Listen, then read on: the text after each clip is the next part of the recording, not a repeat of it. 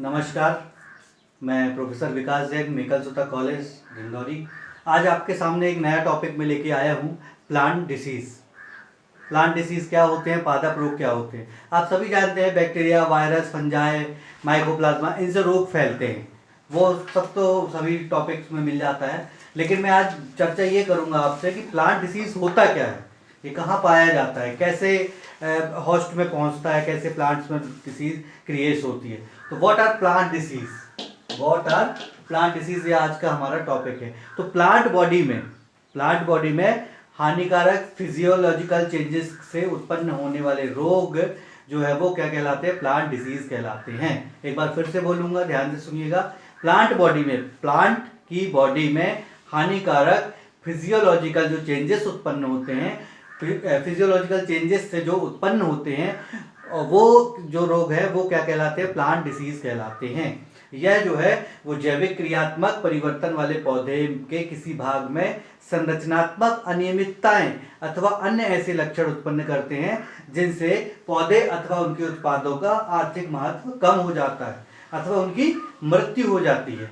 तो ये सब जो है वो प्लांट रोग के कहलाता है। फिर से एक बार बताऊंगा, यह जैविक क्रियात्मक जो परिवर्तन होते हैं पौधे के किसी भाग में संरचनात्मक अनियमितताएं अथवा अन्य ऐसे लक्षण उत्पन्न कर देते हैं जिनसे पौधे अथवा उनके उत्पादों का आर्थिक महत्व क्या हो जाता है, कम हो जाता है और उनकी या तो उनकी फिर मृत्यु हो जाती है। कुछ वैज्ञानिकों ने भी इसको प्रमाणित किया हुआ है। मैं कुछ वैज्ञानिकों के तथ्य आपको बताता हूं। जैसे एनोन नामक वैज्ञानिक थे, उन्होंने 1950 उनके अनुसार रोग जो है वो जीव की सामान्य जैविक प्रक्रियाओं में हानिकारक परिवर्तन है, ये उन्होंने कहा। इसके अलावा अगर मैं स्केचमैन और हैरर की बात करूं तो 1957 में उन्होंने ये बताया कि पादप रोग एक ऐसा फिजियोलॉजिकल डिसऑर्डर है। उन्होंने क्या बताया कि पादप रोग जो है, प्लांट डिसीज है, एक ऐसा फिजियोलॉजिकल डिसऑर्डर है अथवा स्ट्रक्चरल नॉर्मलिटीज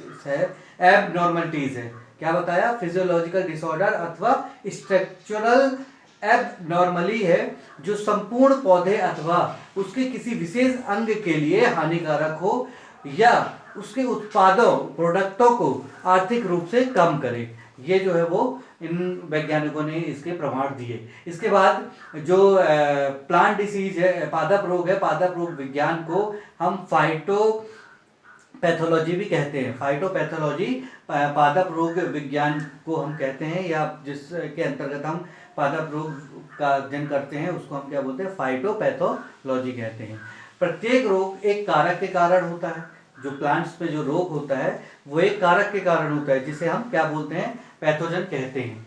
ठीक है, पैथोजन क्या होता है ये मैं आपको बता दूं। जो होस्ट होता है उस पर जब कोई आक्रमण करता है, कोई संक्रमित, उसको हम क्या बोलते हैं, पैथोजन कहते हैं। जैसे कि एग्जाम्पल मैं बताता हूँ, एक होता है होस्ट और एक होता है पैथोजन।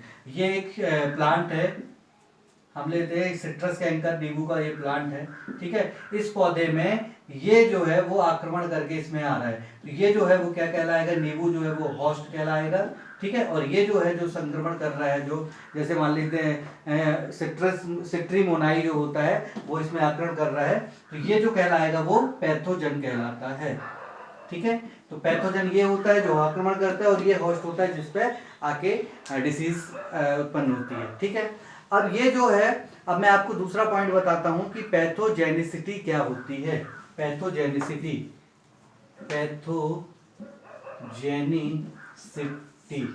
पैथोजेनिसिटी ध्यान से समझिएगा, ये होती क्या है, ये मुख्य बिंदु होते हैं। पैथोजेनिसिटी क्या होती है, पौधे में किसी पैथोजन के स्थापित होने की बायोलॉजिकल प्रोसेस इन्फेक्शन कहलाती है। पौधे में किसी पैथोजन के स्थापित होने की जो बायोलॉजिकल प्रोसेस है वो क्या कहलाती है, इन्फेक्शन कहलाती है। इसके फलस्वरूप पौधे में विजुअल अथवा गुप्त रोग उत्पन्न हो जाते हैं। इसके फलस्वरूप क्या होते हैं, पौधे में या तो विजुअल मतलब दृश्य जो हम देख सकते हैं, या तो कुछ गुप्त टाइप के डिसीज पौधों में क्रिएट हो जाती है। वास्तव में जो पैथोजन होते हैं वो प्लांट बॉडी में परस्पर संघर्ष की एक प्रक्रिया होती है। वास्तव में जो पौधे में प्लांट डिसीज होती है वो क्या होती है, पैथोजन व प्लांट बॉडी में परस्पर एक जो है वो संघर्ष की प्रक्रिया होती है, जो किसी पैथोजन के संक्रमण की पोटेंशियल कैपेसिटी पैथोजन सिटी कहलाती है। इस प्रकार से किसी जो पैथोजन है, किसी पैथोजन की जो संक्रमण की पोटेंशियल कैपेसिटी है वो क्या कहलाएगी, पैथोजेनिसिटी कहलाती है। पैथोजेनिसिटी के में 3 चरण होता है।